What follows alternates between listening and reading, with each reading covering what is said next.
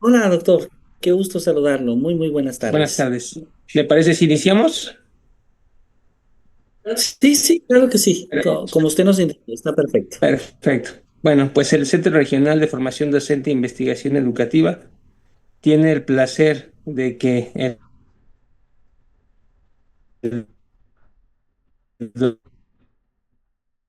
doctor de sus Recording in matemáticas, progress. me voy a permitir leer una breve reseña del doctor Castañeda.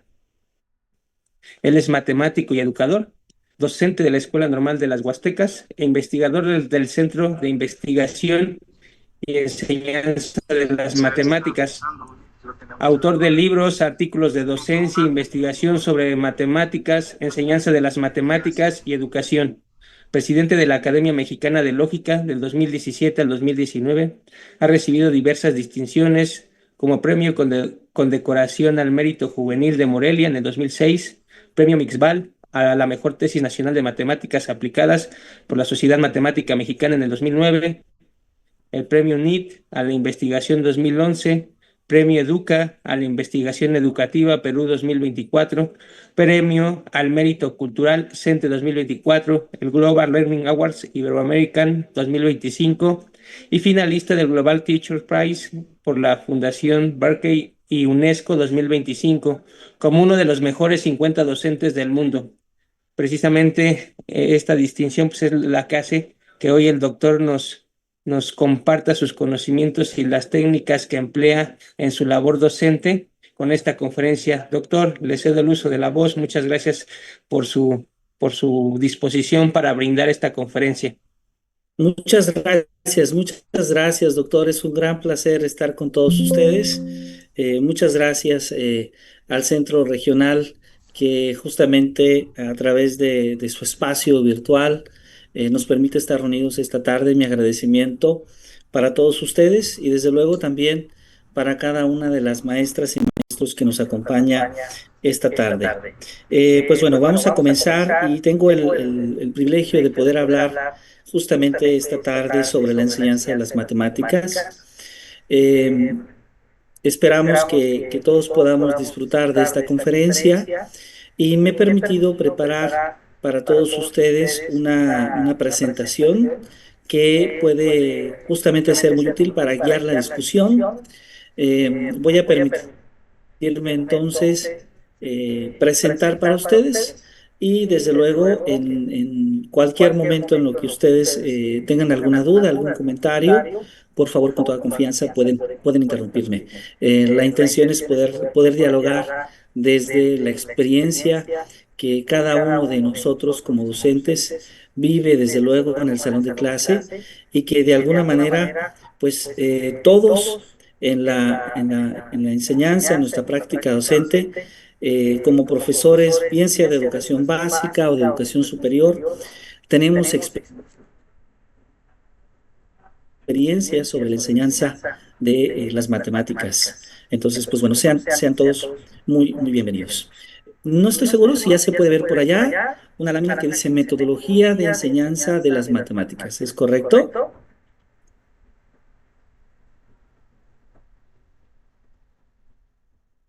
Sí. Sí, todos y todas la pueden ver ya, ¿correcto? Sí, perfecto. Sí, creo que sí. Ok, bueno, pues vamos entonces a hablar sobre eh, matemáticas y vamos a hablar sobre la enseñanza y el aprendizaje de las matemáticas. Ese es justamente el objetivo de nuestra sesión y de hecho sé que en una conferencia es un espacio muy breve, pero ojalá que después de esta conferencia nos motive a generar otros espacios.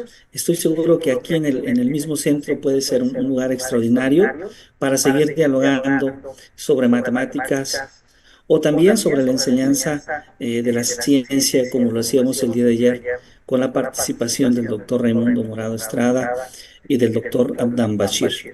Bueno, entonces, creo que de inicio, una primera pregunta que todos podemos hacernos es, ¿cómo podemos entender las matemáticas?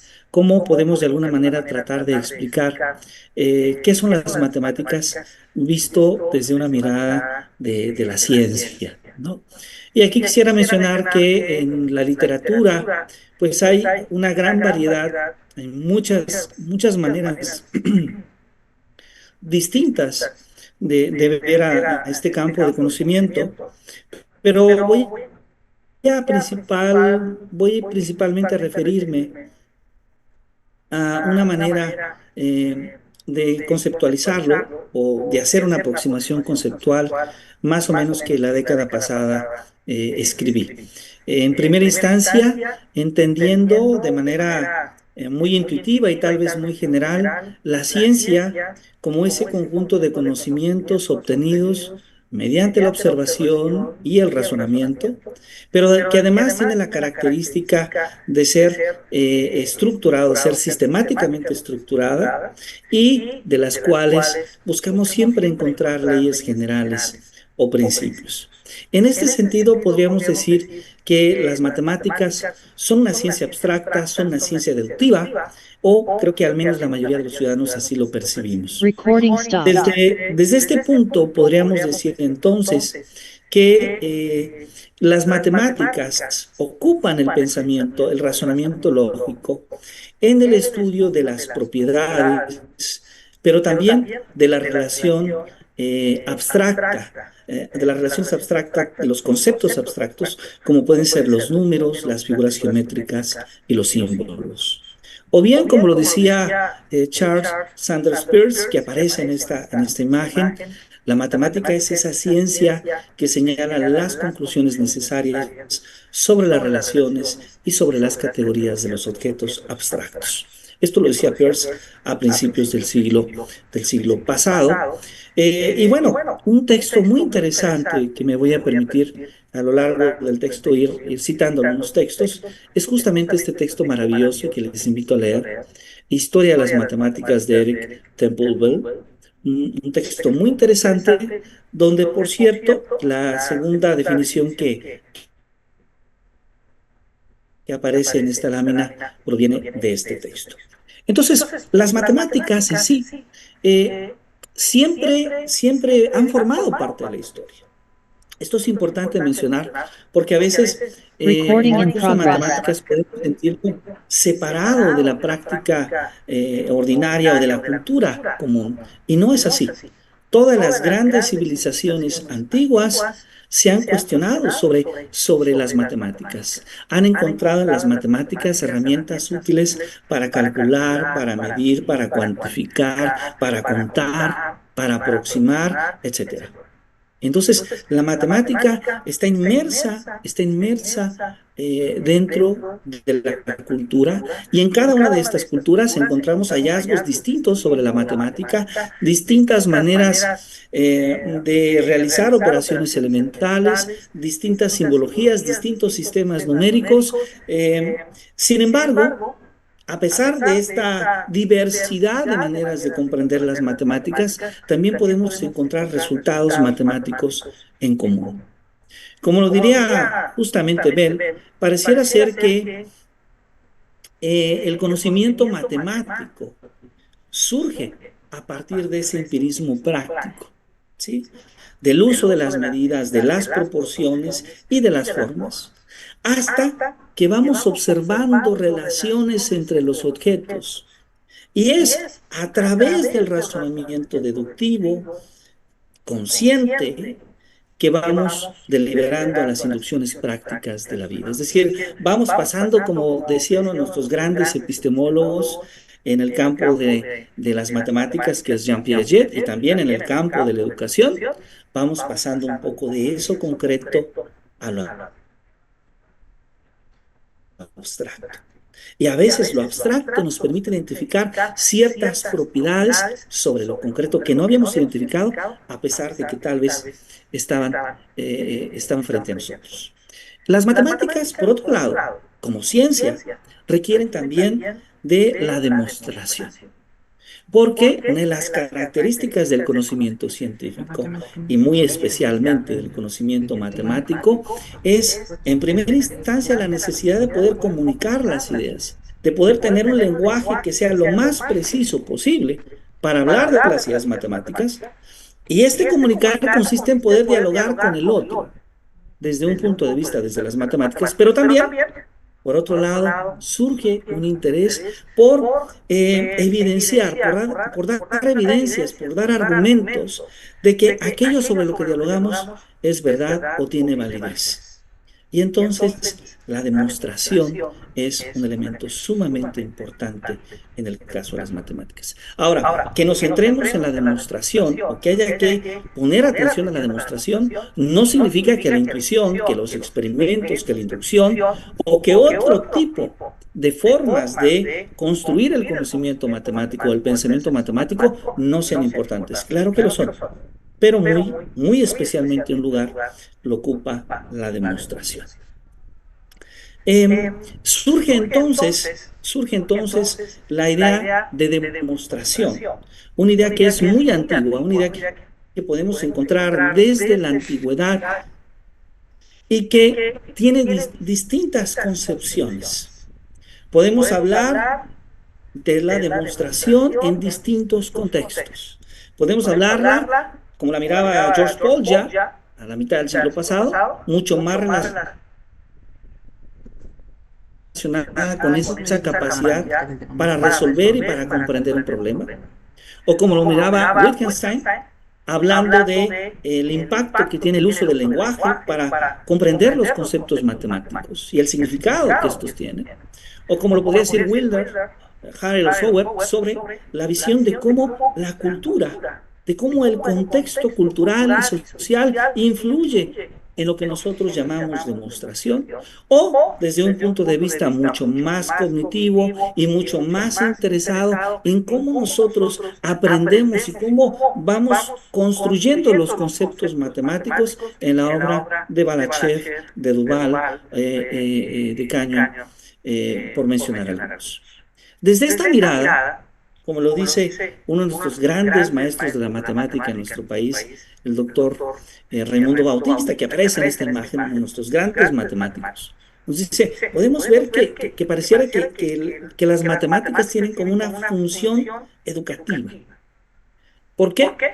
Porque una de las posibilidades de comunicación entre los humanos es ocuparse de los enunciados que se siguen, que se implican necesariamente de esos enunciados anteriores. Y justamente a ellos se dedican las matemáticas. ¿Sí? Su preocupación mayor no son las cosas como son, porque eso lo estudian otras ciencias, eso lo estudia la física, la química, la biología, la economía, sino más bien las cosas como deben de ser si se prefijan ciertas reglas, si se describen ciertas condiciones. Y claro, la demostración matemática, como ya había mencionado, es un concepto que aparece desde la antigüedad y podemos hablar desde los trabajos de Tales de Mileto, de Euclides y desde luego de uno de los más grandes filósofos y pensadores de todos los tiempos, Aristóteles.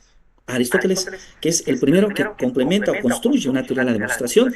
Ya había intentos en las obras de Tales de Mileto, de Pitágoras, también con interés en la teoría de la demostración, pero va a ser Aristóteles uno de los primeros que habla de la demostración por la necesidad de argumentar, de dar argumentos, de dar evidencia, de dar prueba. Ahí aparece otra palabra que a veces usamos como sinónimo, aunque ninguna de estas son en sí sinónimos, pero que tienen algo en común, esta visión de argumentación, justificación, prueba, demostración, que tienen esa visión de dar evidencia, de dar argumentos sobre la tesis que se afirma, sobre la tesis que se afirma. Dar evidencia sobre la veracidad, sobre la consistencia, sobre la validez. Y en este sentido, esta demostración pues tiene muchas concepciones en diferentes campos del conocimiento. Por una parte, lo podemos ver desde este contexto sociocultural, algo que inclusive aparece eminentemente en esta mirada que tiene la nueva escuela mexicana y que no aparece en la nueva escuela mexicana únicamente, que desde mucho tiempo antes, esta visión de las matemáticas de darnos cuenta que el conocimiento matemático emerge desde la cultura. Entonces, la cultura nos permite reinterpretar y reaprender los conceptos matemáticos. De hecho, podemos ver los conceptos matemáticos presentes, inmersos en nuestra cultura, en nuestra cotidianidad. Y tenemos los trabajos de Wilder o de Kumenhauer. Pero también podemos hablar de la demostración desde un punto de vista más centrado en las matemáticas para alcanzar un resultado, para resolver un problema, para demostrar un teorema, una proposición, como aparece en los trabajos de Hertz, de Paul Jauregui. O también podemos hablar de la demostración como esa necesidad de dar argumentos, de dar pruebas, de garantizar la validez, la certeza de ese conocimiento y de ese pensamiento matemático. Como aparece con esta conexión entre la demostración, entre la lógica y la filosofía de las matemáticas. Y finalmente, en la educación, los trabajos de Godino, de Recio, de Raymond Duval, de Nicolás Balachev, donde nos centramos en cómo la demostración no solamente es una herramienta poderosa para alcanzar esa validez, esa verdad, esa prueba, sino que también se convierte en un medio de comunicación entre las personas sobre las ideas matemáticas. Bueno, entonces, el pensamiento matemático ha evolucionado en distintos momentos. Y esta imagen, esta diapositiva, trata de reflejar esa evolución. Esa evolución que aparece en un principio en esa mirada de Bertrand Russell, nuestros grandes filósofos, escritores y matemáticos también, a principios del siglo con el Principia Matemática, tratando de ver a las matemáticas como una especie de rama de la lógica o centrando que la parte esencial del conocimiento matemático está justamente en el proceso de razonamiento, que llamamos a este movimiento el logicismo. O también podemos hablar del formalismo de Hilbert, ¿sí? Centrando sus esfuerzos en poder identificar esta mirada desde el uso del lenguaje matemático para poder comprender justamente los resultados matemáticos. El formalismo. O, ¿qué podemos decir? Del intuicionismo de Brouwer, ¿sí? Quien aparece también en esta imagen, y que considera que la matemática está justamente, esencialmente guiada por la intuición del pensamiento matemático, que el desarrollo del pensamiento matemático se guía por la intuición. Entonces tenemos esta carrera entre el logicismo, el intuicionismo, el formalismo, cada uno aportando elementos muy importantes. Una carrera en la que se suma Kurt Gödel, que por allá en 1931 demuestra el teorema de incompletud en el campo de la lógica, y que demuestra que esa mirada que Hilbert no se había hecho preguntas, inclusive relevantes, o que esa mirada que tenía Bertrand Russell, pues era una mirada probablemente no necesariamente incorrecta, pero sí poco productiva del pensamiento matemático.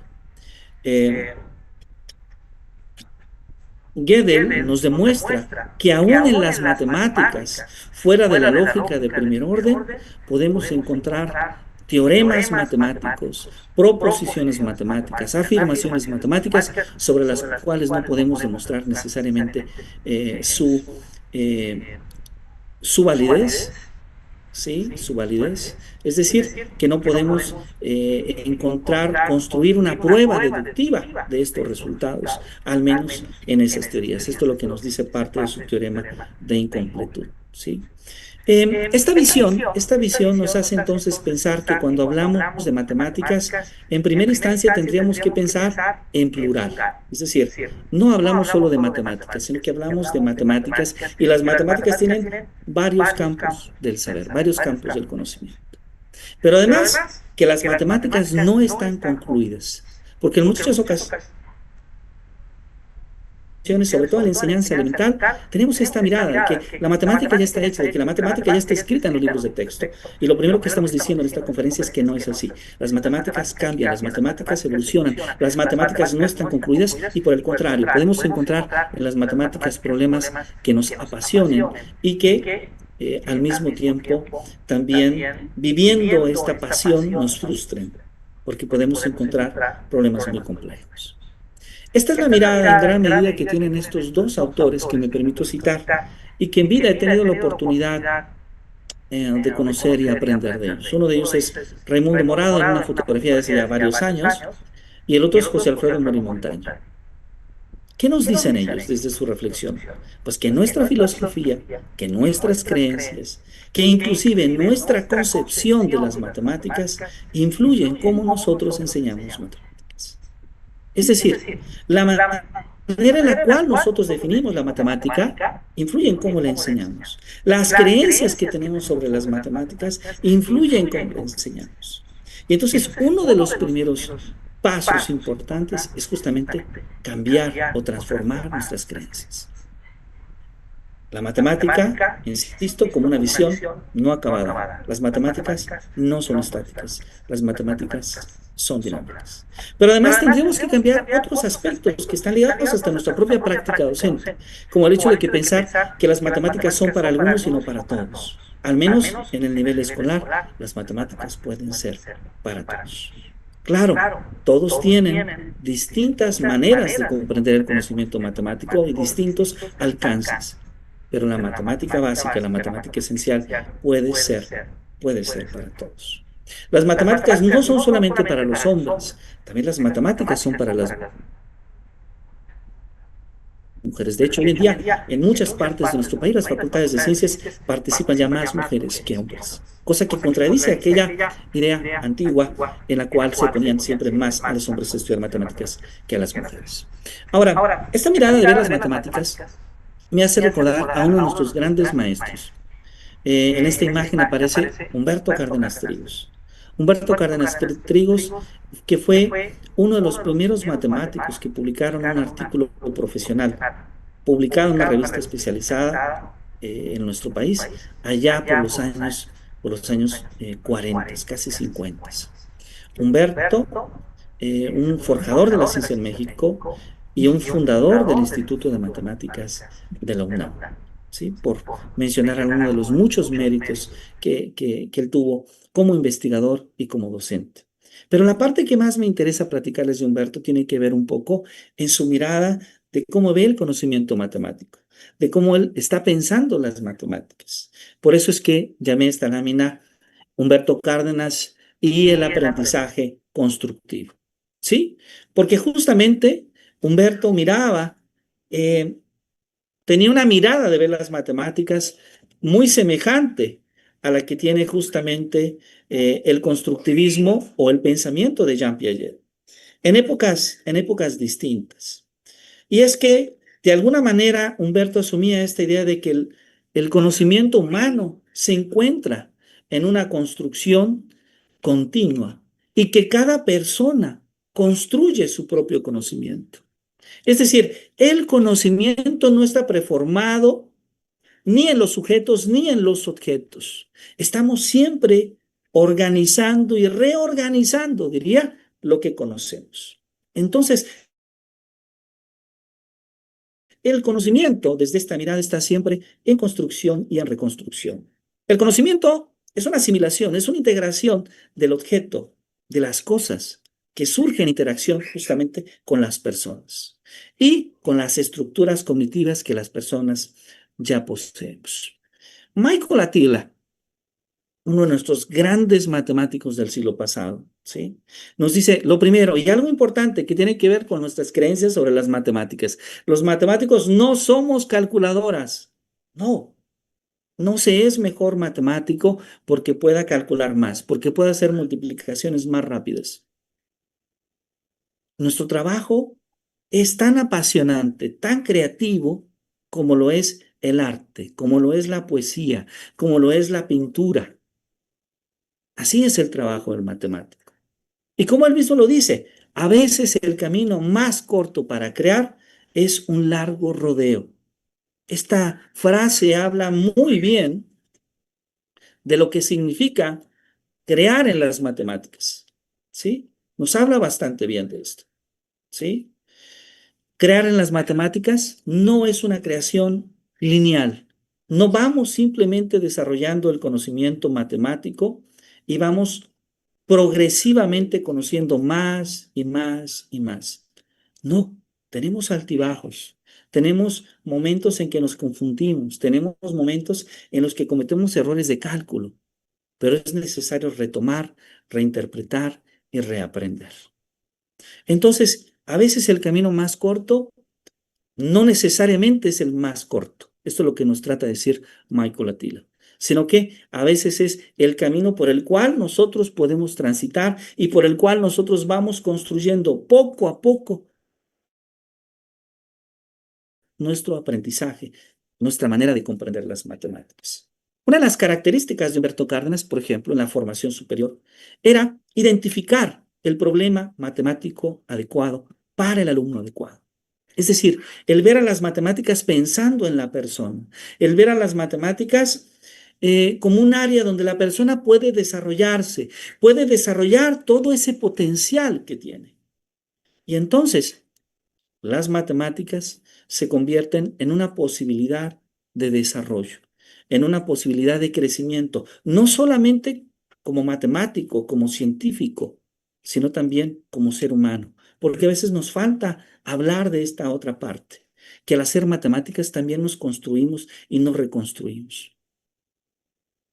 Aprender, aprender del error, claro que sí. Lo natural, lo natural cuando intentamos un cálculo, lo natural cuando tratamos de construir conocimiento matemático es equivocarnos, ¿sí? Eh, es decir, aprendemos del error y a través de ese aprendizaje podemos reconstruir sobre el conocimiento o inclusive a veces reconstruir un nuevo conocimiento. Y claro, esta visión muy importante, aprendemos matemáticas haciendo matemáticas. La matemática es algo que se vive de una manera muy semejante como cuando aprendemos a nadar, ¿sí?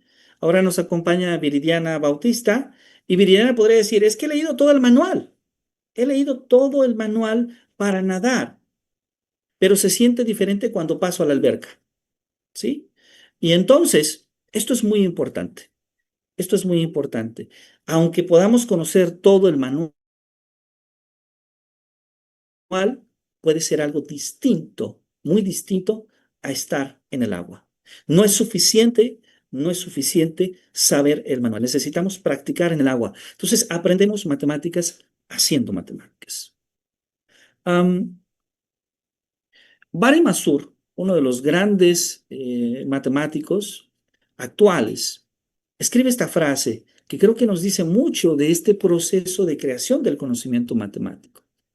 La teoría de los números producen sin esfuerzo innumerables problemas que tienen un aire dulce e inocente, flores tentadoras, y sin embargo, la teoría de los números pulula de bichos, esperando morder a los tentados amantes de las flores, que una vez mordidos se inspiran en excesos de esfuerzo.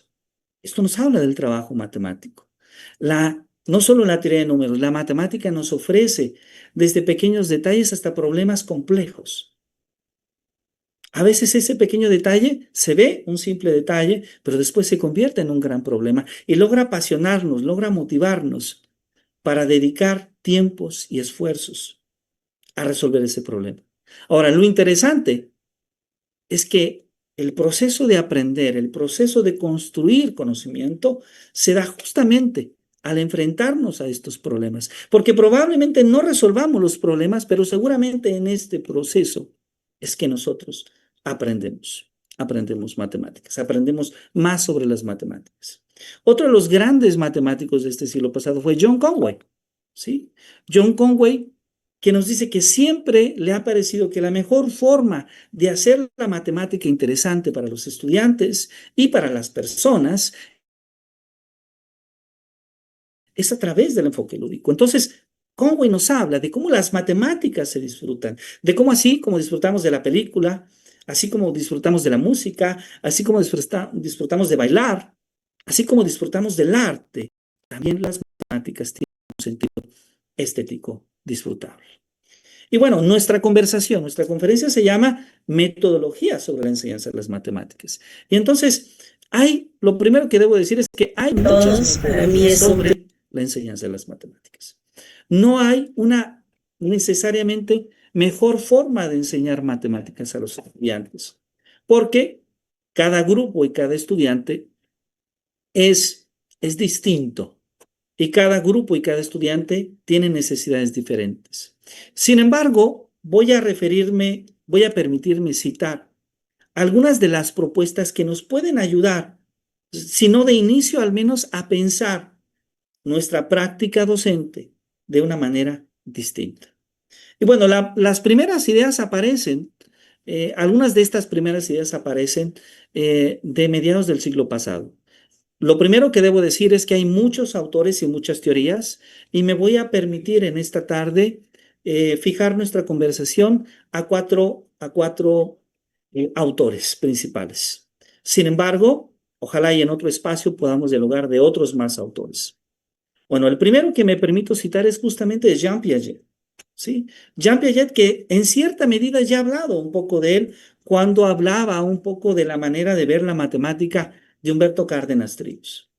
Jean Piaget nos habla del desarrollo cognitivo, pero también nos habla de cómo va desarrollándose ese proceso de construcción del pensamiento matemático desde el niño en la educación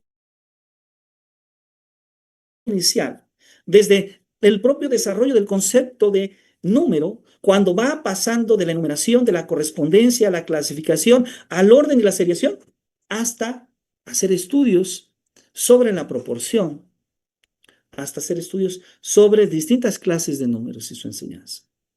La visión de Piaget es muy interesante, porque la visión de Piaget nos da la oportunidad de ver, en primera instancia, que el niño puede aprender en libertad, que es el niño quien va construyendo su propio conocimiento matemático, su propio pensamiento matemático a través de la interacción con el objeto de conocimiento, con el medio. Y ese medio, por cierto, puede ser un material diseñado para la enseñanza, un material diseñado para el aprendizaje. Esta es la mirada que tuvo, curiosamente, antes que Piaget, María Montessori a principios del siglo pasado, o que tuvo después de Piaget, Zoltán Dienes, por ejemplo, por mencionar algunos. Esta es la mirada de Piaget, donde nosotros construimos y reconstruimos nuestra manera de ver las matemáticas. Ahora, esta mirada de Piaget, he empezado con él porque de él hemos empezado a hablar. En realidad, un poco antes que Piaget, ya existía otra manera de ver la enseñanza de las matemáticas. Y esa obra la debemos a un matemático húngaro que desarrolló análisis funcional, que desarrolló matemáticas discretas, pero que también se preguntó en los últimos años de su vida cómo mejorar la enseñanza de las matemáticas. Empezó con un trabajo para la educación media, después para la educación superior, y con el paso de las décadas, otros autores escribieron una versión de su idea matemática, de su idea pedagógica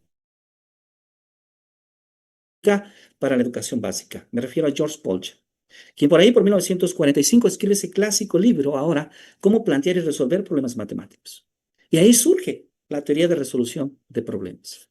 Polya pone un énfasis muy importante, primero, en que al ver las matemáticas desde la resolución de problemas, enfrentamos al estudiante a enfrentar problemas de su realidad, de su contexto, escritos en un lenguaje que pueda comprender. Y es justamente esta la primera etapa que Polya propone para hablar justamente del aprendizaje de las matemáticas, la comprensión del problema.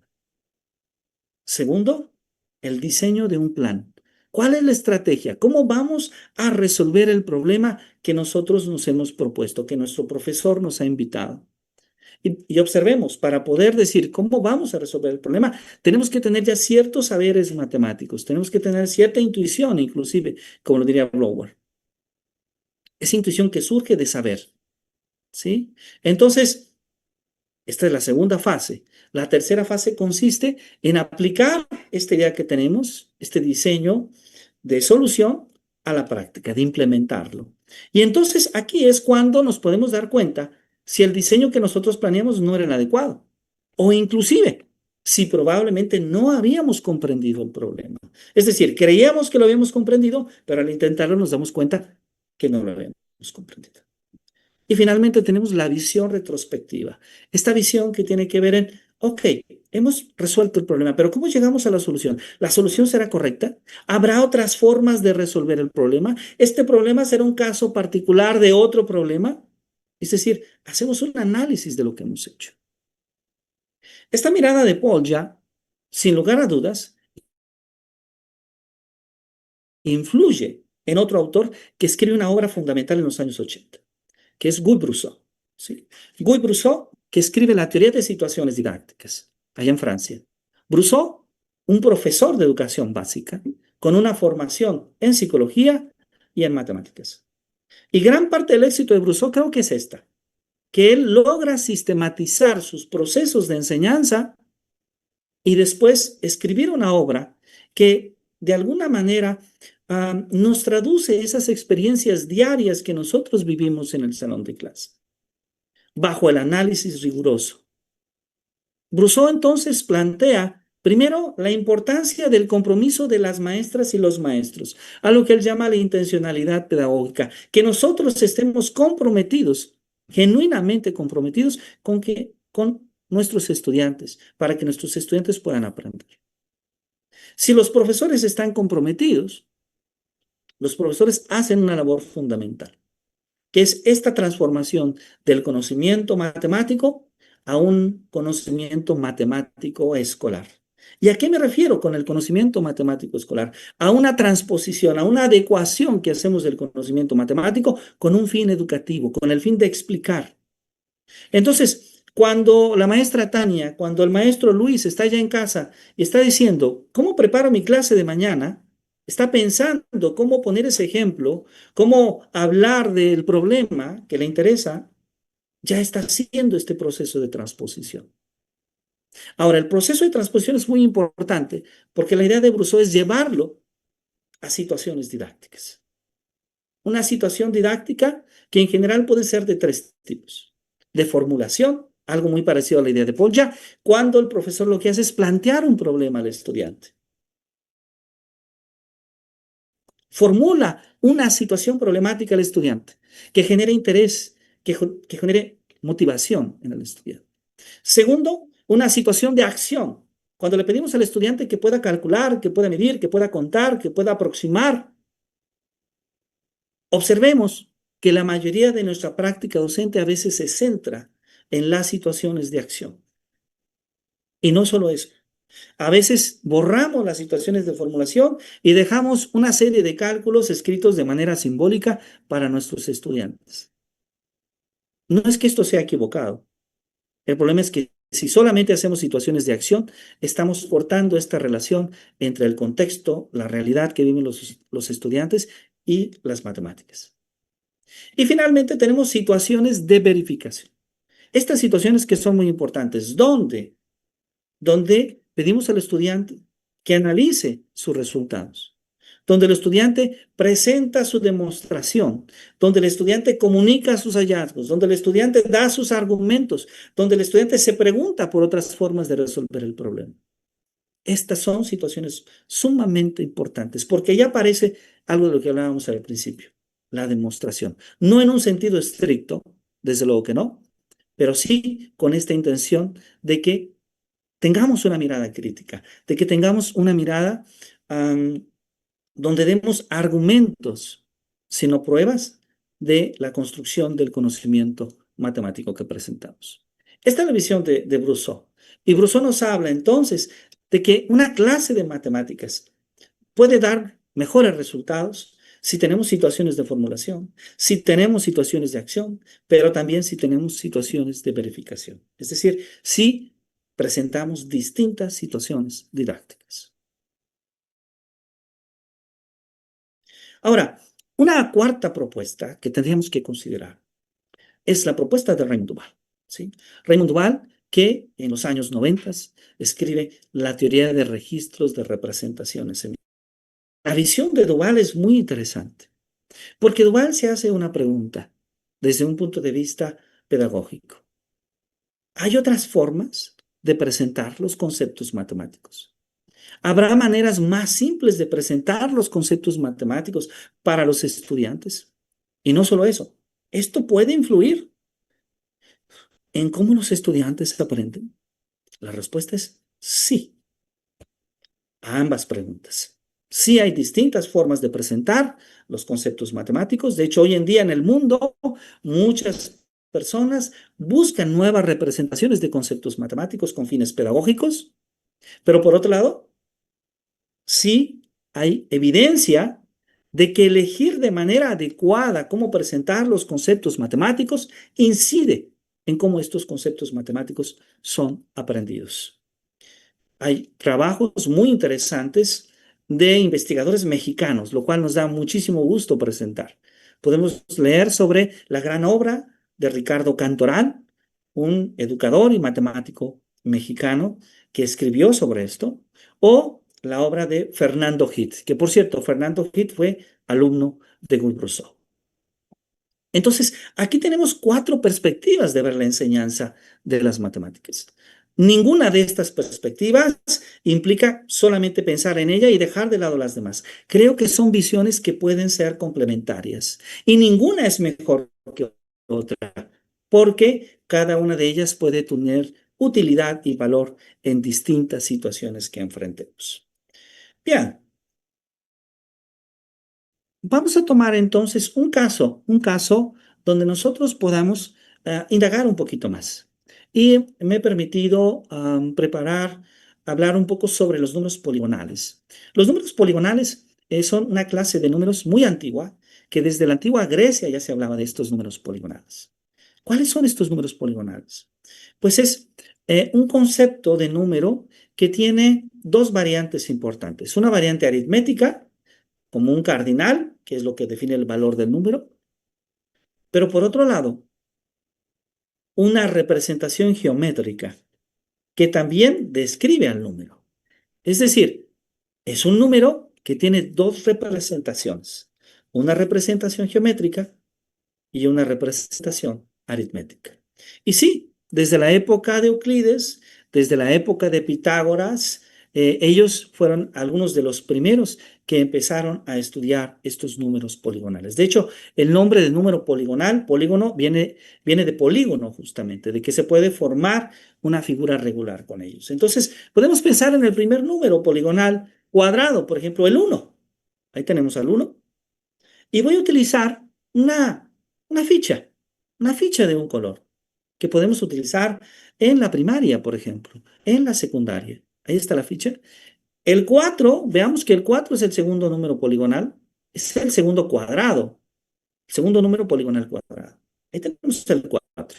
2 por 2, 4. Vean que se forma un cuadrado, ¿sí? El 9 es otro número cuadrado. Y después podremos decir, mira, aquí tenemos una especie de lista de números cuadrados. Tenemos, perdón, el 1, el 4, el 9, el 16, el 25, el 36, el 49, etcétera. Entonces, podemos conocer de las representaciones con fichas como números poligonales. Ahora, así como hablamos de estos números poligonales, también podríamos hablar, ¿sí?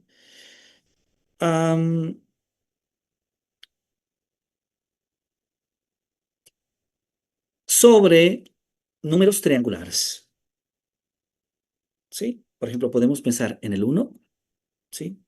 Podemos pensar, el 1 es el primer número triangular, el 3 es el primer número triangular, y observemos nuevamente una guía natural que se va a ir dando, es que forman un triángulo, ¿sí? Este tipo de triángulo en particular. El 6, y veamos que ahí tenemos el 6. O inclusive, ¿cuál seguiría? Observemos que el triángulo que se va formando primero tiene de derecha a izquierda una ficha, después dos fichas, después tres fichas.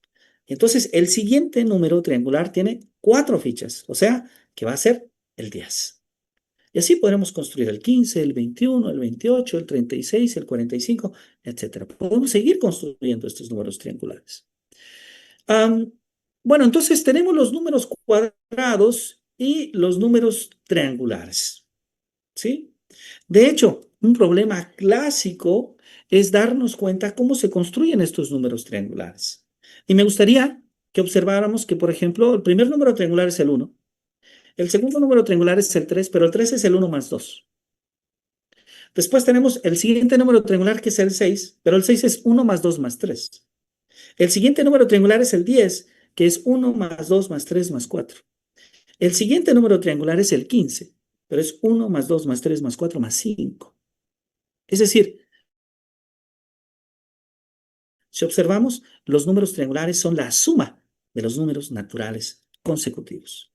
Y hace muchísimo tiempo, un par de siglos, Carl Friedrich Gauss calculó cuál es el valor de la suma de los números naturales consecutivos. Es decir, la suma de 1 más 2 más 3 más 4 hasta n es n por n más 1 sobre 2. ¿Cuál es la riqueza de esta manera de presentar los valores? Observar que habrá niños que puedan inferir el resultado con un valor aritmético. Habrá otros niños que se les dificulte y tal vez no pueden escribir el resultado con un valor aritmético, pero pueden contar las fichas y entonces pueden también llegar a este mismo resultado. Podemos estudiar esta bonita propiedad, por ejemplo, de que tomamos un número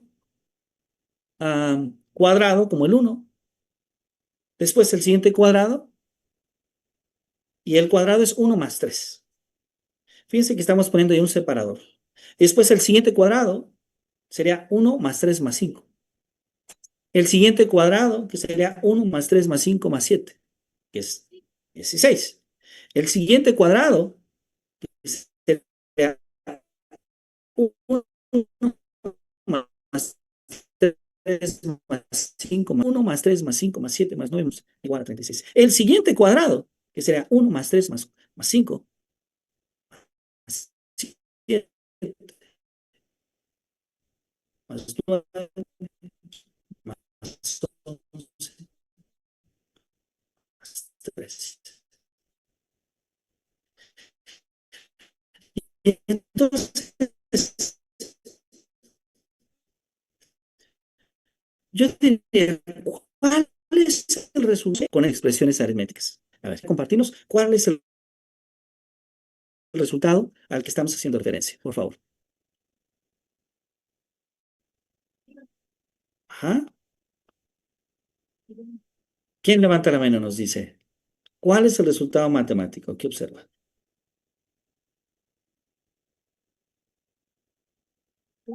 El profesor Luis Castellanos, ¿le gustaría ayudarnos, profesor Luis?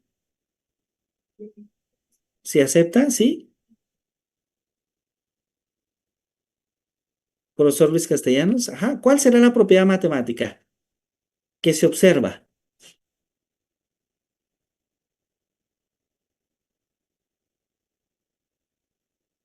O tal vez alguien nos puede escribir por el chat, si fuera tan amable. Perdón, gracias. No están habilitados los micrófonos. Gracias, gracias. Ok, entiendo. Entonces, ¿alguien nos podría comentar por el chat? Ah, las raíces cuadradas o exponentes. No, no exactamente. Pero sí podemos observar justamente que los números que nosotros estamos sumando son números impares y que el resultado que tenemos del lado derecho siempre es un número cuadrado. Vean, por favor, el 4 es 2 por 2, el 9 es 3 por 3, el 16 es 4 por 4, el 25 es 5 por 5, el 36 es 6 por 6, el 49 es 7 por 7. Entonces podríamos decir, mira, lo que ahí tenemos es la suma de los números cuadrados consecutivos, perdón, la suma de los números impares consecutivos, ya dije mal, la suma de los números impares consecutivos que son siempre igual a un número cuadrado. Exactamente. Muchas gracias. Muchas gracias, Karina. Muchas gracias, Pedro. Blanca, perfecto. Pedro Báez, muchas gracias. Muchas gracias, Juan. Sí, y muchas más, muchos más que amablemente nos han compartido. Entonces, eso es lo que estamos observando. Estamos observando esa propiedad, pero esa propiedad la estamos describiendo con fichas, esa propiedad también la estamos describiendo con números. Entonces estamos utilizando de alguna manera dos representaciones distintas de un mismo concepto. Ahora, esta es una propiedad que estamos analizando, desde luego, aquí aparece, pero también podríamos analizar otras propiedades, como por ejemplo la que mencionaba de la suma de los números consecutivos, de los números naturales consecutivos de Gauss, por ejemplo. Esta suma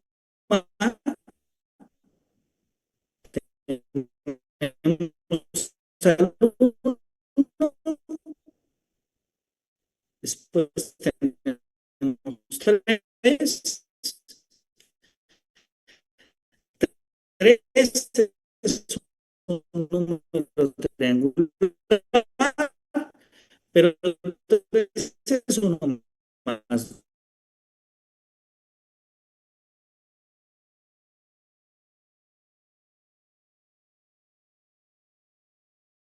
Y los Recording números in cuadrados. progress. Sí, geométricamente sabemos que un cuadrado se puede dividir en dos triángulos iguales.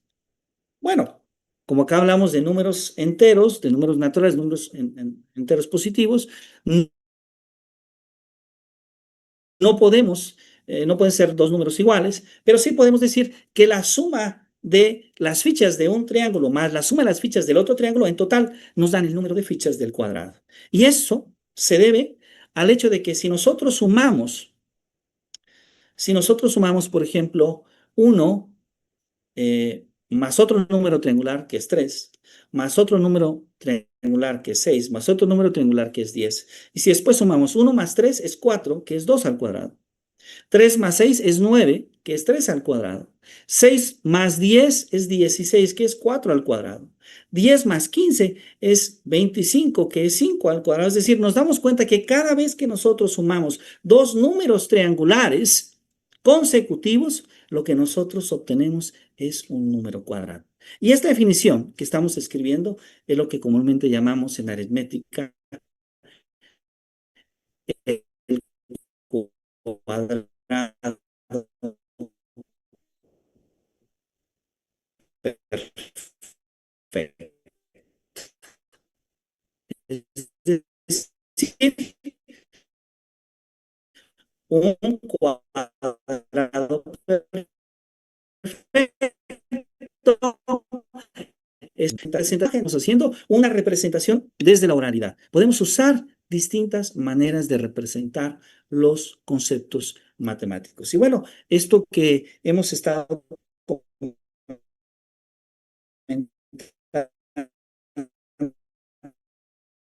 aquí en línea,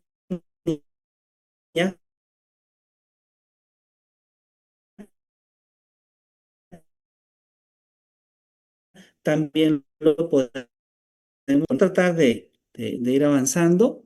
Ahora, media superior y superior. ¿Sí? Uno de los conceptos muy bonitos que vemos en los cursos de matemáticas en educación media superior y superior tiene que ver, por ejemplo, con las series de números. Entonces, nosotros podríamos tomar una serie, por ejemplo, una serie infinita que comienza en un medio y que después sigue un cuarto, un octavo, un dieciseisavo, un 32avo, y podemos preguntar,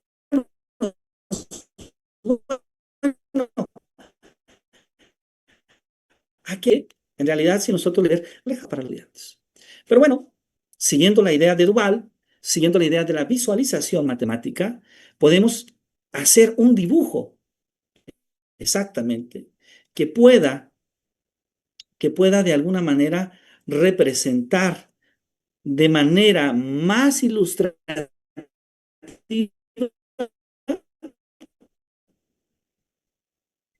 la convergencia. Para la primera serie, y quiero que observen que esta serie, un medio, es el primer elemento, un cuarto es el siguiente, pero un cuarto sería 1 sobre 2 a la 2. Un octavo, pero un octavo sería 1 sobre 2 a la 3.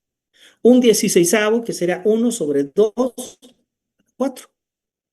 Un 32avo, que sería 1 sobre 2 a la quinta. Es decir, estamos hablando de esta serie. Y vean qué bonito dibujo.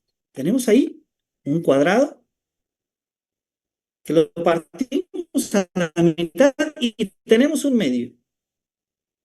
Tomamos la otra mitad y tenemos un cuarto, que sería 1 sobre 2 a la 2.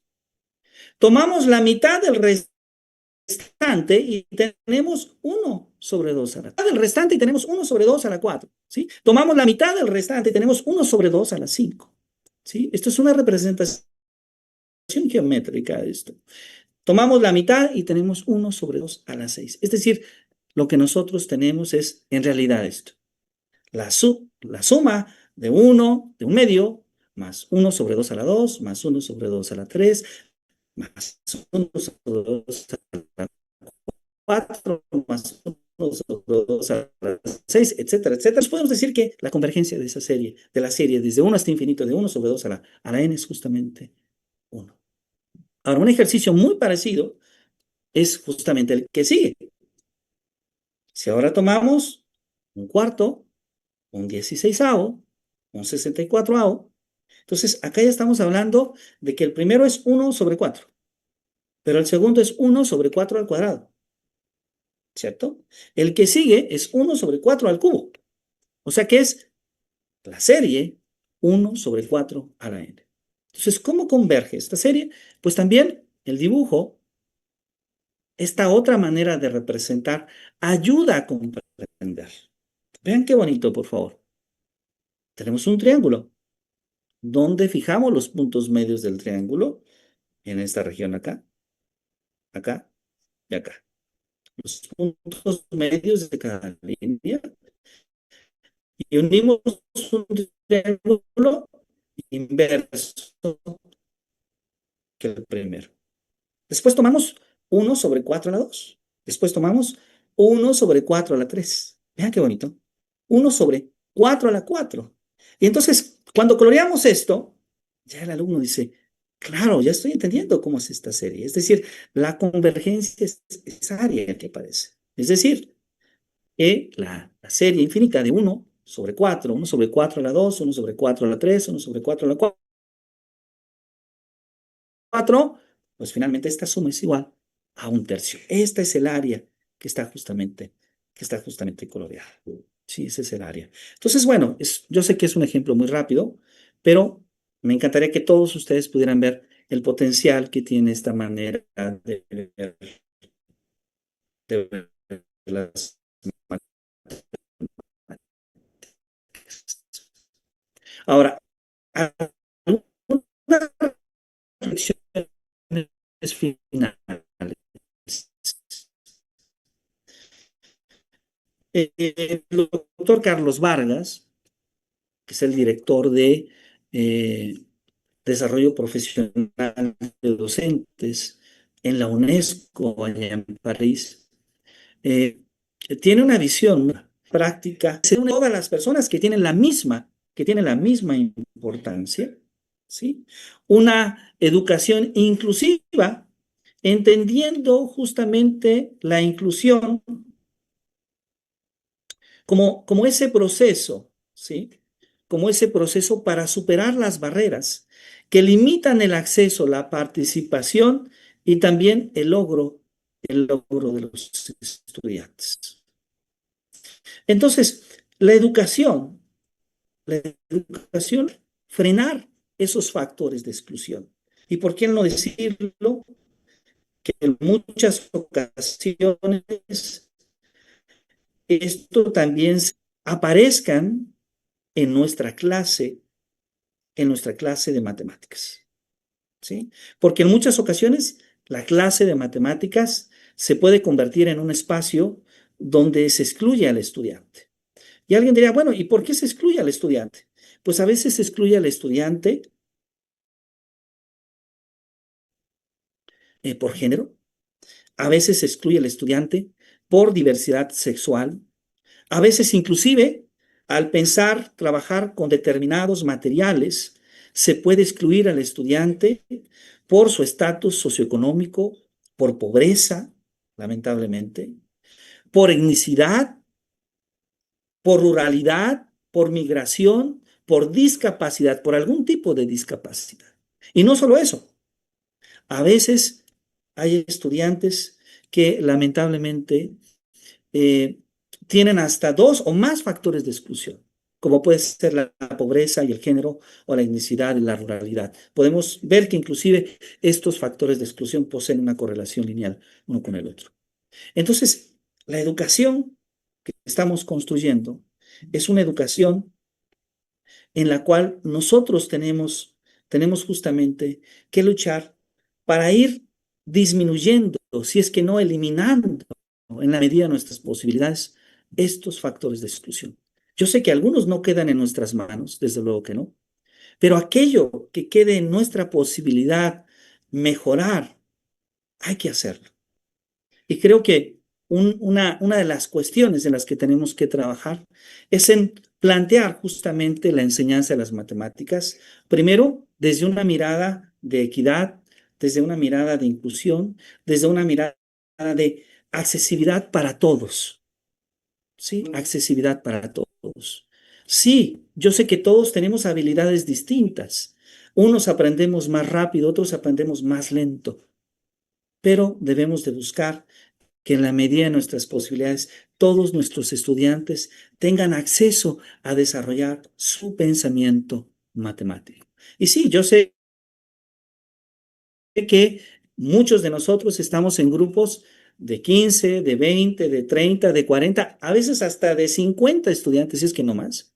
Eso representa un gran esfuerzo por conocer a todos mis estudiantes, por tratar de gestionar un ambiente seguro donde el estudiante pueda finalmente aprender y podamos construir situaciones didácticas, representaciones conceptuales que puedan ser más adecuadas, tal vez no para cada uno, pero sí para la gran mayoría.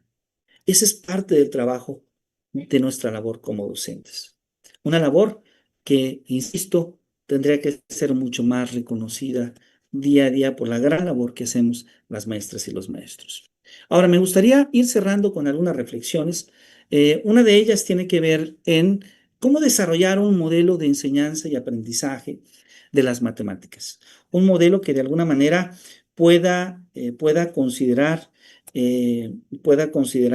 algunas de las ideas que ya hemos comentado. Bueno, una manera de hacerlo, yo he tratado de ir construyendo este modelo poco a poco, es pensando, tomando como base de inicio la idea de que la construcción del conocimiento es siempre un proceso creativo y un proceso transformador del que conoce. ¿Sí? Este es el primer aspecto. Segundo, que conocer y descubrir es una experiencia que se puede disfrutar. Y ahí tenemos que apoyarnos mucho para tratar de transformar la visión que tenemos de las matemáticas, las grandes experiencias que hemos vivido. Muchas de estas experiencias donde la matemática se ha utilizado para castigar, para someter, para discriminar. Y entonces tenemos que ver las matemáticas de otra forma. También las matemáticas se pueden disfrutar. Construir una enseñanza con una perspectiva inclusiva, con una perspectiva accesible, participativa, emancipadora e intercultural.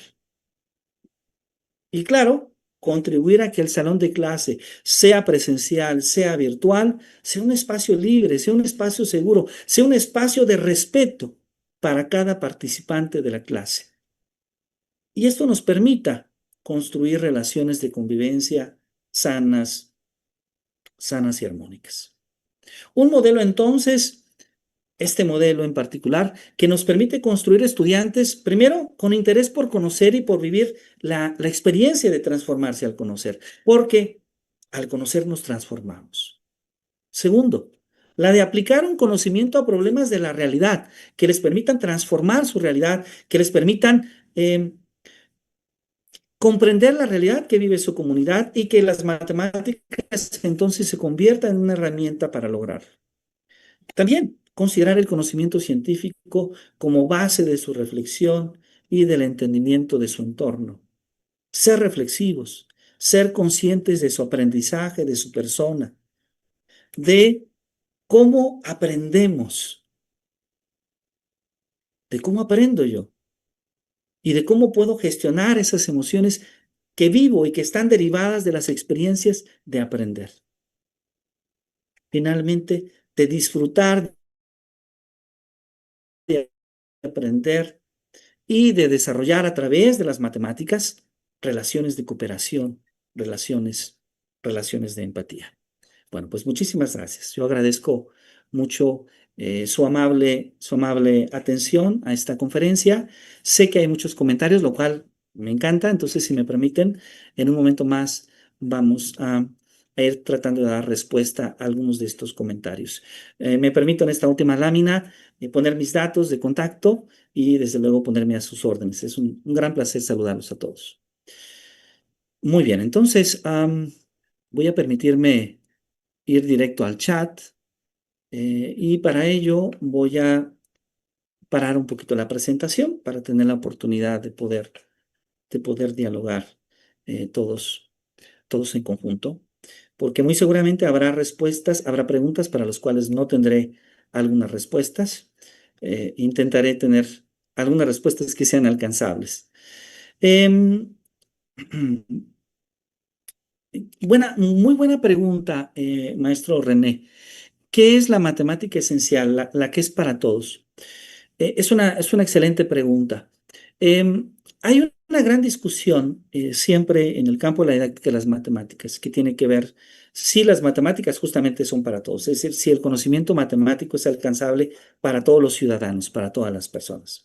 Y entonces, lo primero que tendríamos que hacer es diferenciar la matemática profesional de la matemática escolar. ¿Sí? Bueno, dejo de lado la matemática profesional porque eso debe atender otra conferencia, pero dentro de la matemática escolar sí pensamos que toda persona puede desarrollar un pensamiento matemático. Ahora, evidentemente los alcances de una persona y otra, de un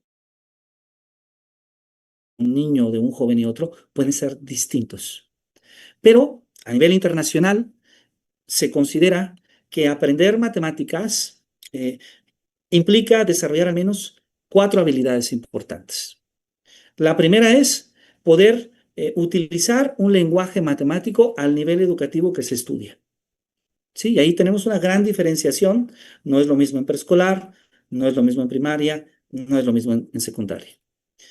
Segundo, que podamos utilizar, tratar, interpretar, representar información. ¿Sí? Eso es un uso muy importante de las matemáticas. Tablas, gráficas, diagramas, números, porcentajes. ¿Sí? Tercero, muy importante, de acuerdo al nivel educativo donde nos encontremos, ¿sí? Que podamos realizar las operaciones elementales correspondientes a ese nivel educativo. Y ahí a lo mejor el profesor nos dice, bueno, ¿y cuáles son estas? Voy a referirme, por ejemplo, en la primaria, en toda la primaria, alguien que egresa de la primaria tendría que poder sumar, multiplicar, dividir y restar. Estas operaciones se tendrían que poder hacer, ¿sí?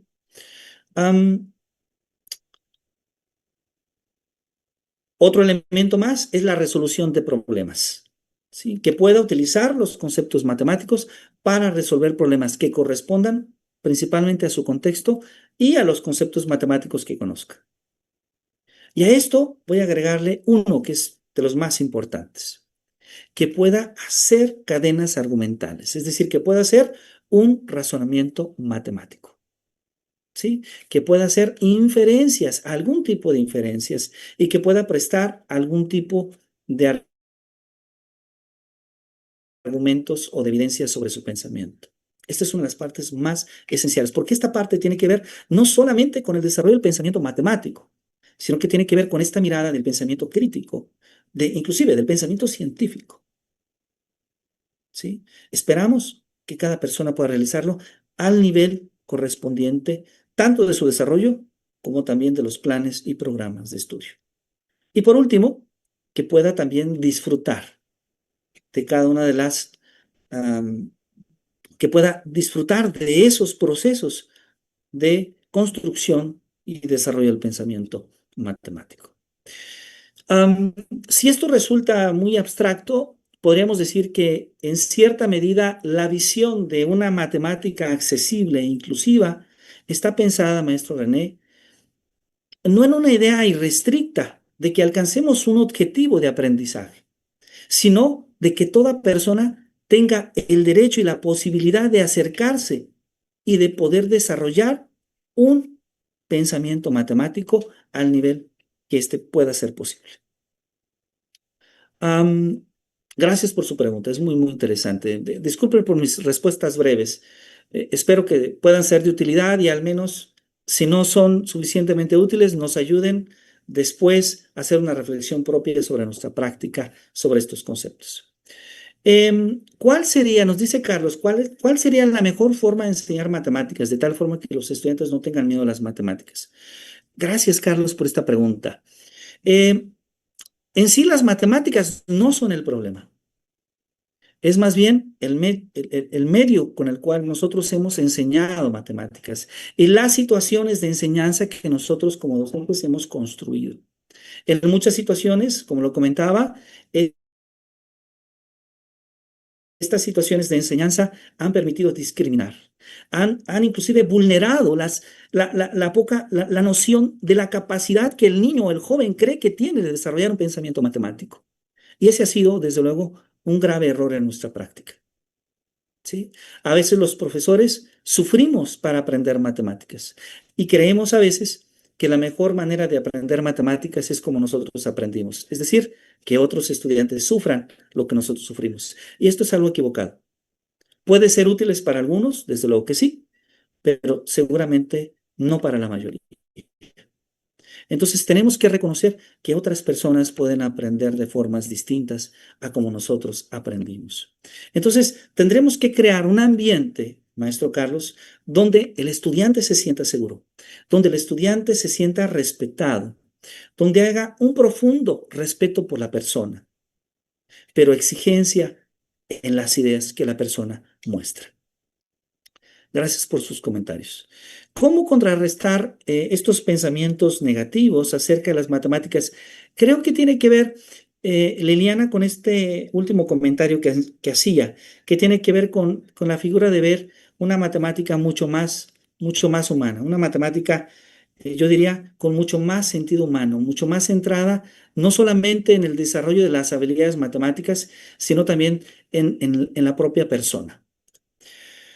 René, estoy de acuerdo contigo. Es muy difícil, es muy complejo y yo sé que las maestras y los maestros hacen mucho esfuerzo porque a veces tenemos grupos muy amplios de estudiantes.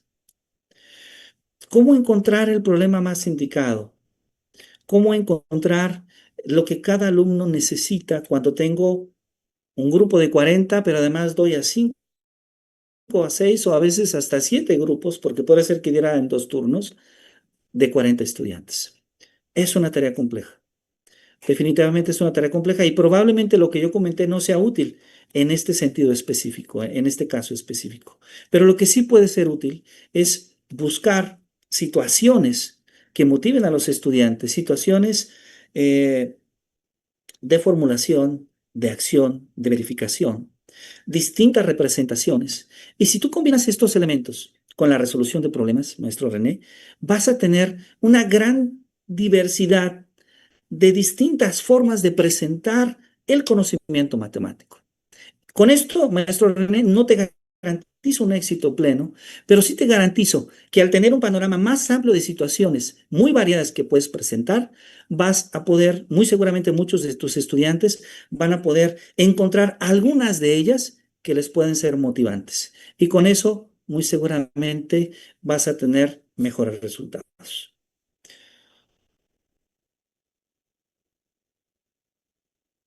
Muchas gracias por todas sus respuestas. Yo agradezco mucho sus comentarios y sus participaciones. Em,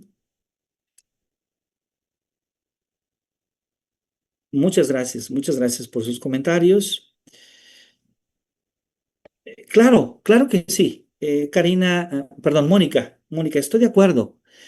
Evidentemente, la situación de Ramanujan es algo muy diferente, ¿sí? De hecho, ah, evidentemente, la situación de Ramanujan tiene que ver más con una genialidad en el pensamiento matemático. Difícilmente tendremos eh, muchos más personajes como Ramanujan. Tan solo en este siglo pasado, probablemente solo tenemos dos o tres personas que tengan una condición más o menos semejante. Sin embargo, la mayoría de las veces que pensamos la didáctica de las matemáticas, no pensamos en tener un alumno como Ramanujan. Si así fuera, pues ese no sería un problema porque estaríamos muy felices de tener alumnos como Ramanujan. Lo que ocurre es algo más o menos opuesto. Tenemos alumnos que no se sienten cómodos en la materia de matemáticas, que tienen temor a la materia de matemáticas, que tienen problemas de aprendizaje en la materia de matemáticas, y lo que buscamos es estrategias que puedan ayudar a que ellos puedan superar esas barreras de participación y de aprendizaje. Estoy de acuerdo, Ramanujan fue algo realmente extraordinario. No sabemos si a nuestra generación nos toque conocer a alguien así, está Town, pero no estoy seguro que él mismo pueda ser como lo fue Ramanujan. Gracias, Mónica. Pedro Báez nos dice, ¿cuál sería la mejor metodología para trabajar en el nivel universitario cuando nos llegan estudiantes con muchas deficiencias en aritmética? No hablemos de álgebra, geometría, trigonometría, y resulta que nosotros tenemos un temario para ver cálculo diferencial e integral. Esa es la realidad que nos enfrentamos los maestros de este nivel. Es cierto, Pedro, quiero compartirte que yo también he vivido este tipo de experiencias. Am, la verdad es que este tipo de retos requiere de un trabajo adicional de las maestras y los maestros, porque por una parte tenemos que recuperar estos saberes, estos aprendizajes que nuestros estudiantes no lograron desarrollar en etapas previas, y aunado a ello tenemos que avanzar en los nuevos aprendizajes. Desde luego va a mermar, va a afectar el desarrollo de nuestros estudiantes. Pero tendremos, por una parte, que motivarlos a que ellos mismos sean conscientes de la necesidad que tienen de concentrarse, de reforzar sus propios saberes previos, pero también en nosotros dedicar probablemente más tiempo en una asesoría mucho más cercana, mucho más personal, para que nuestros estudiantes puedan progresar. La resolución de problemas es una estrategia maravillosa en estos casos, dotando de series de problemas a alumnos y guiando en la solución de esta serie de problemas, por una parte, pero por otra parte, insisto, en la práctica, considerar estas cuatro perspectivas que el día de hoy analizamos y que esperamos hayan sido muy interesantes para ustedes. Am,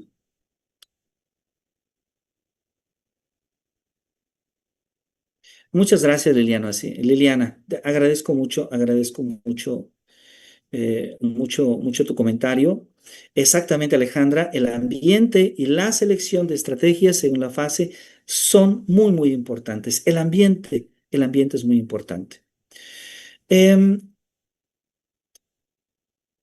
sí, yo sé que nosotros tenemos una gran complejidad porque los planes y programas de estudio nos piden que avancemos. Nuestros directivos, nuestras escuelas nos piden que avancemos. Probablemente hasta los padres de familia nos piden que nuestros estudiantes aprendan más. Pero muchas veces ni los directivos, ni los planes y programas de estudio, ni los padres de familia son conscientes de los aprendizajes que poseen sus estudiantes, de las dificultades, de las limitaciones que poseen los estudiantes. Y entonces nosotros tenemos que hacer un trabajo muy fuerte. Probablemente, probablemente en estos casos tendríamos que centrarnos en los elementos que son más esenciales, más básicos, que el alumno tiene que desarrollar. Y que después, bajo una orientación propia, el propio estudiante puede redireccionar su aprendizaje. Es decir, Probablemente hay algunos conceptos matemáticos que van a ser esenciales para que él en el futuro pueda seguir aprendiendo matemáticas y algo otros son relevantes pero tienen una menor importancia. Entonces tendríamos que ir eligiendo cuáles son justamente esos conceptos a trabajar considerando las necesidades que tienen nuestros estudiantes. Muchas gracias a todos ustedes por sus amables comentarios. Em,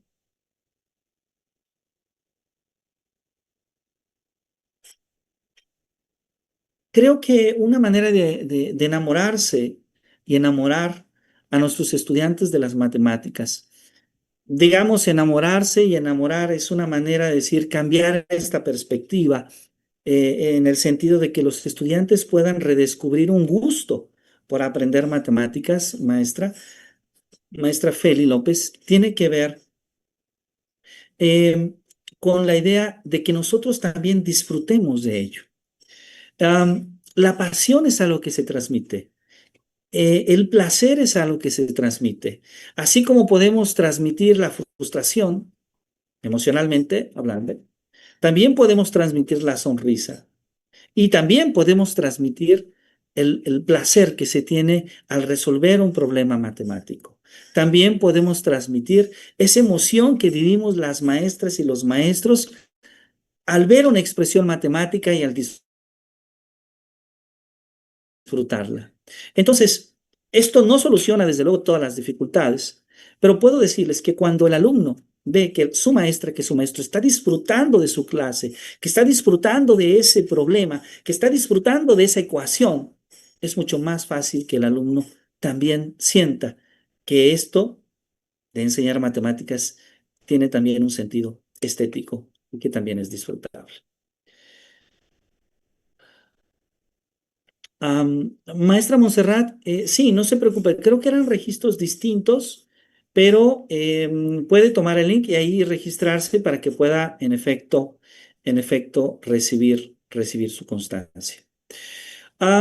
Bueno, me gustaría cerrar con una última pregunta que hace el ingeniero César, que agradezco muchísimo. ¿Cómo ve la inteligencia artificial en la enseñanza de las matemáticas? ¿Es un aliado? ¿Es una desventaja?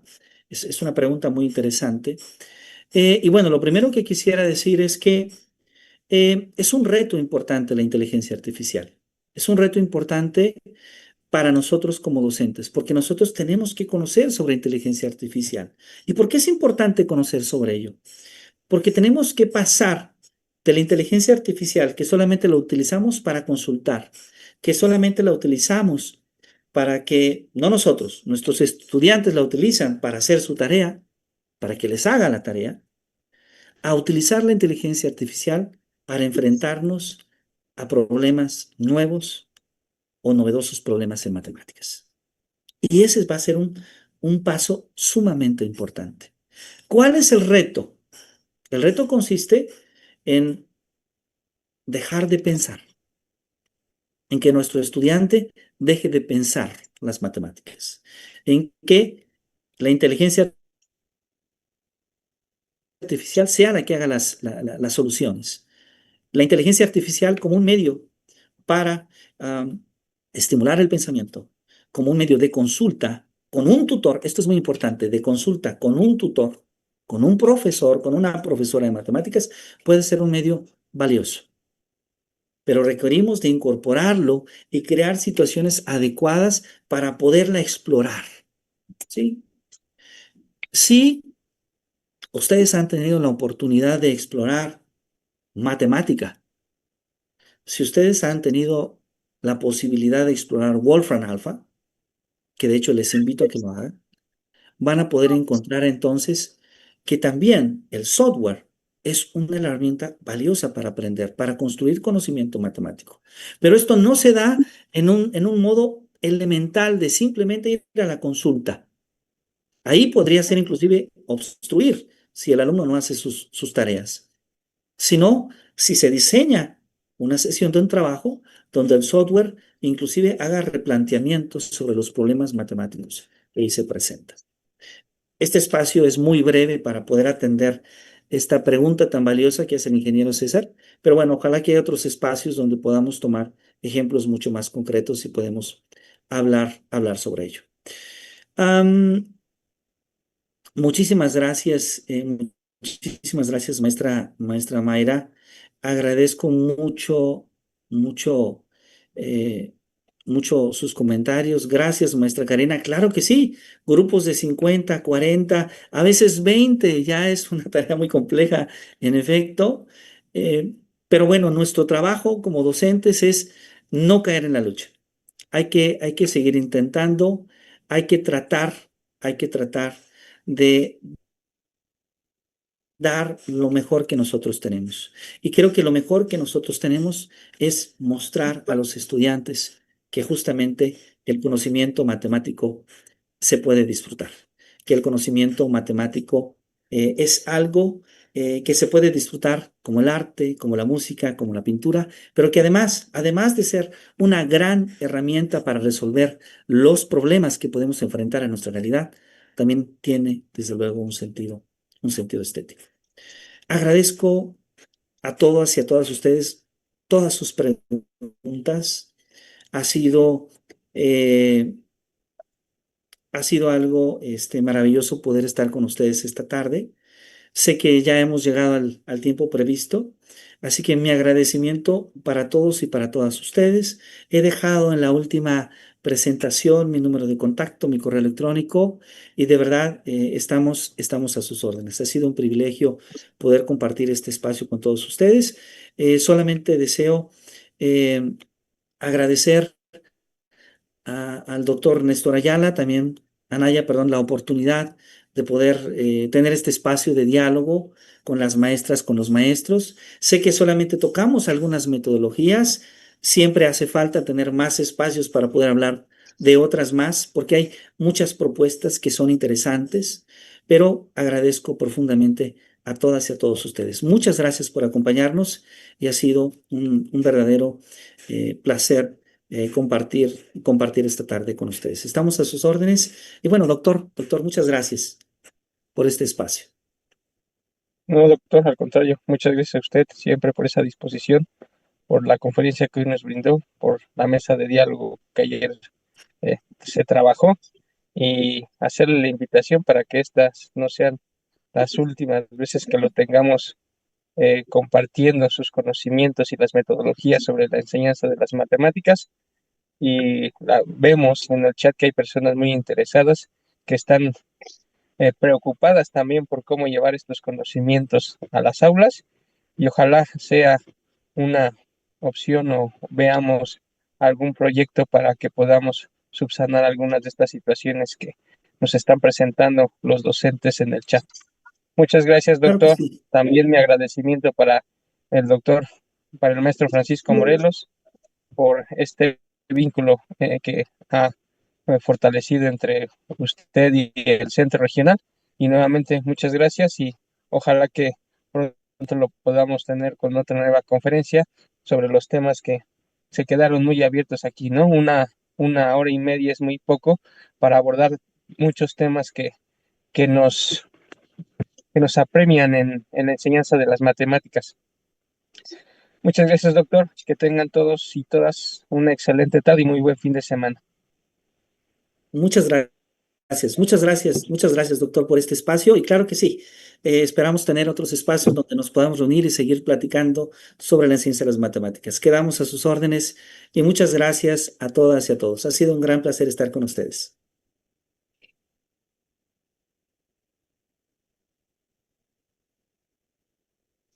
Muchas gracias. Excelente tarde. Excelente tarde.